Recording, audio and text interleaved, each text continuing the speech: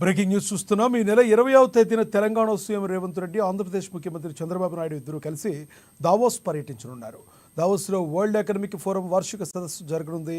ఈ సదస్సుకు హాజరు కావాల్సిందిగా తెలుగు రాష్ట్రాల సీఎంలతో పాటు మహారాష్ట్ర సీఎం దేవేంద్ర ఫడ్నవీస్కు ఆహ్వానం అందింది. ఈ మేరకు ముగ్గురు కలిసి భారత్ నుంచి వరల్డ్ ఎకనామిక్ ఫోరం వార్షిక సదస్సుకు హాజరు కానున్నారు. అలాగే ఈ సదస్సులో ఏపీ మంత్రి లోకేష్ కూడా హాజరు కానున్నట్లుగా తెలుస్తుంది.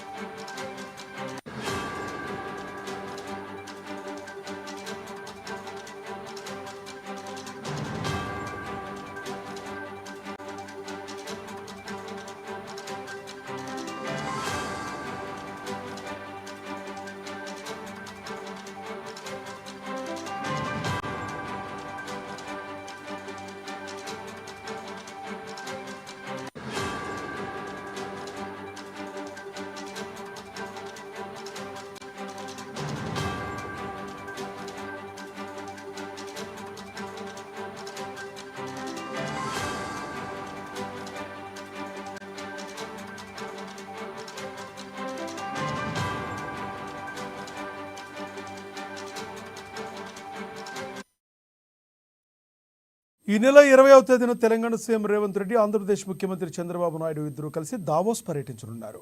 దావోస్లో వరల్డ్ ఎకనామిక్ ఫోరం వార్షిక సదస్సు జరగనుంది. ఈ సదస్సుకు హాజరు కావాల్సిందిగా తెలుగు రాష్ట్రాల సీఎంలతో పాటు మహారాష్ట్ర సీఎం దేవేంద్ర ఫడ్నవీస్కు ఆహ్వానం అందింది. ఈ మేరకు ముగ్గురు కలిసి భారత్ నుంచి వరల్డ్ ఎకనామిక్ ఫోరం వార్షిక సదస్సుకు హాజరు కానున్నారు. అలాగే ఈ సదస్సులో ఏపీ మంత్రి లోకేష్ కూడా హాజరు అవుతున్నట్లుగా మనకి సమాచారం అందుతుంది. ఇక ఇదే విషయానికి సంబంధించి మరింత సమాచారాన్ని మా ప్రతినిధి రాంబాబు అందిస్తారు. రాంబాబు, చెప్పండి, మరొకసారి రేవంత్ రెడ్డి తన విదేశీ పర్యటన వెళుతున్న నేపథ్యంలో మరిన్ని విదేశీ పెట్టుబడులు వచ్చే అవకాశం తెలంగాణ రాష్ట్రకు శుభసూచకంగా భావించవచ్చా? ఎస్ లక్ష్మణ్, ఈ నెల 20వ తేదీ నుండి దావోస్ లో జరుగుతున్నటువంటి వరల్డ్ ఎకనామిక్ ఫోరం సదస్సుకు ఇటు తెలుగు రాష్ట్రాల ముఖ్యమంత్రులతో పాటుగా మహారాష్ట్ర ముఖ్యమంత్రి ఫడ్నవీస్ కూడా ఈ యొక్క సదస్సుకు హాజరవుతున్నారు. తెలుగు రాష్ట్రాల నుండి ముఖ్యంగా నారా చంద్రబాబు నాయుడు ఏపీ నుండి, అదేవిధంగా తెలంగాణ నుండి రేవంత్ రెడ్డి మినిస్టర్ శ్రీధర్ బాబు కూడా ఈ యొక్క వరల్డ్ ఎకనామిక్ ఫోరం సదస్సుకు హాజరవుతున్నారు. గతంలో దావోస్ పర్యటన సందర్భంగా 40,000 కోట్లు చేసుకున్నటువంటి పరిస్థితి మనకు తెలిసిందే. ఈ యొక్క దానికి సంబంధించినటువంటి ఎంఓయూలకు సంబంధించినటువంటి కార్యరూపం దాల్చేందుకు ఈ యొక్క సమావేశం అయితే ఉపయోగపడుతుందని చెప్పి ఇప్పటికే ఇటు అధికార వర్గాలు చెప్తా ఉన్నాయి.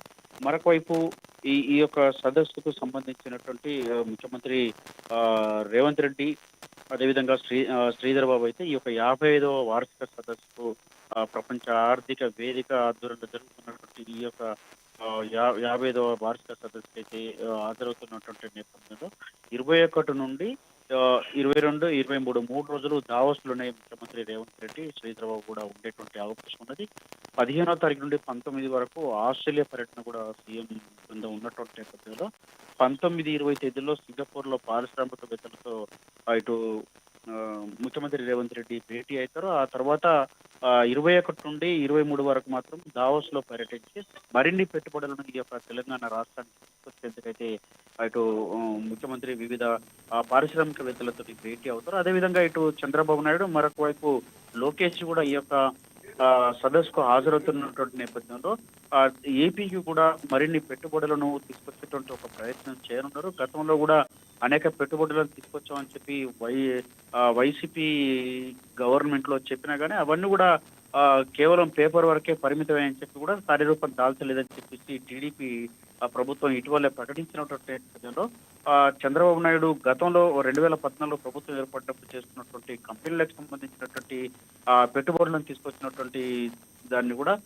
ఇటు ప్రజల ముందు చూపెట్టేందుకు ప్రయత్నం చేశారు. మరొక వైపు ఈసారి కూడా ఇటు దావోస్ కు వెళ్లి అత్యధిక పెట్టుబడులు తీసుకొచ్చి రాష్ట్రంలో ఏపీలో ఉద్యోగాల కల్పనకు శ్రీకారం చుట్టేందుకైతే ఇటు చంద్రబాబు నాయుడు తన అనుభవాన్ని ఉపయోగించేటువంటి అవకాశం ఉంది. గతంలో ఉమ్మడి రాష్ట్ర ముఖ్యమంత్రిగా ఉన్నప్పుడు కూడా అనేక పెట్టుబడులను హైదరాబాద్ కు ఇటు ఏపీ రాష్ట్రానికి తీసుకొచ్చినటువంటి ఘనత చరిత్ర చంద్రబాబు నాయుడు కాబట్టి తన యొక్క అనుభవాన్ని ఉపయోగించి దావోస్ పర్యటన ద్వారా అత్యధిక పెట్టుబడులను ఏపీకి తీసుకొచ్చే ప్రయత్నం చేయనున్నారు. మరొకవైపు ఇటు తెలంగాణ ముఖ్యమంత్రి రేవంత్ రెడ్డి కూడా గతంలో 40,000 కోట్ల రూపాయల పెట్టుబడులు తీసుకొచ్చినటువంటి నేపథ్యంలో ఈసారి కూడా తన బృందంతో వెళ్తున్నటువంటి నేపథ్యంలో ఇటు ఆ, ఈ యొక్క 21 నుండి 23 వరకు దావోస్ లో జరిగేటువంటి సదస్సులో శ్రీధరబాబుతో అదేవిధంగా ప్రత్యేక ప్రధాన కార్యదర్శి అయినటువంటి జయేష్ సజ్జన్ తో కలిసి వెళ్తున్నటువంటి నేపథ్యంలో ఇవన్నీ కూడా గతంలో చేసుకున్న ఎంఓలకు సంబంధించి ఇప్పుడైతే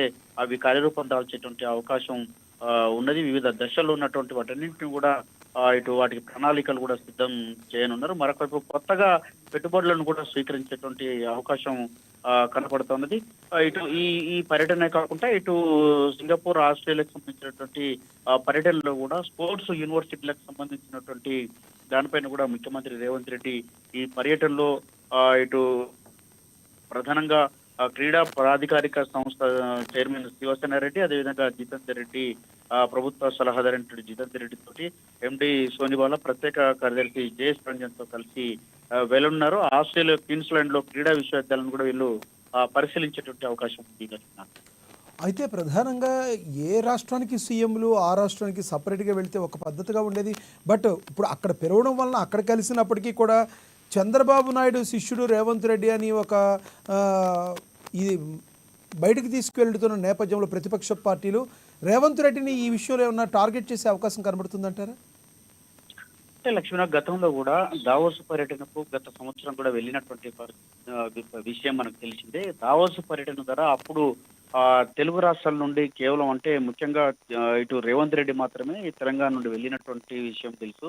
కాబట్టి అప్పుడు కూడా ఎలాంటి గతంలో కూడా పక్క రాష్ట్రం నుండి ఎవరు రాలేదు కాబట్టి దీనికి సంబంధించి ఎలాంటి చర్చ జరగలేదు. ఇప్పుడు కూడా ఆ రకమైనటువంటి చర్చ జరిగేటువంటి అవకాశం లేదు. ఎందుకంటే మహారాష్ట్రకు సంబంధించినటువంటి ముఖ్యమంత్రి దేవేంద్ర ఫడ్నవీస్ కూడా వస్తా ఉన్నాడు కాబట్టి ఇప్పుడు చంద్రబాబు నాయుడు రావడం అనేది, చంద్రబాబు నాయుడు ఈ యొక్క విదేశీ పర్యటనల ద్వారా పెట్టుబడులు తీసుకురావడం అనేది కొత్త ఏం కాదు కాబట్టి ఇటు విపక్షాలు కొత్తగా ఆరోపణ చేసేది ఏముంటది. ఎందుకంటే ఈ గతంలోనే ఈ పర్యటనకు రేవంత్ రెడ్డి వెళ్ళడం జరిగింది, అక్కడ పెట్టుబడులు తీసుకురావడం జరిగింది. కాబట్టి మరొకసారి కూడా పెట్టుబడులను ఆకర్షించడానికి వెళ్తున్నటువంటి నేపథ్యంలో ఈ చర్చ ప్రస్తుతానికైతే అప్రస్తుతం అనుకోవాలి లక్ష్మణ్. చూసుకుంటే ఏ ఏ రంగాలు వచ్చే అవకాశం ఎక్కువగా కనబడుతుంది తెలంగాణకు మరొకసారి? అంటే గతంలో కూడా ఇటు స్కిల్ యూనివర్సిటీకి సంబంధించినటువంటి, లేకపోతే ఫార్మా రంగానికి సంబంధించినటువంటి, టెక్నికల్ కి సంబంధించినటువంటి, ఎలక్ట్రిసిటీకి సంబంధించినటువంటి వివిధ రంగాలకు సంబంధించినటువంటి దాంట్లో పెట్టుబడులను అయితే భారీ ఎత్తున సేకరించడం జరిగింది. ఈసారి కూడా ఆ రకమైనటువంటి పెట్టుబడులనే తీసుకొచ్చేటువంటి అవకాశం కనబడతా ఉన్నది.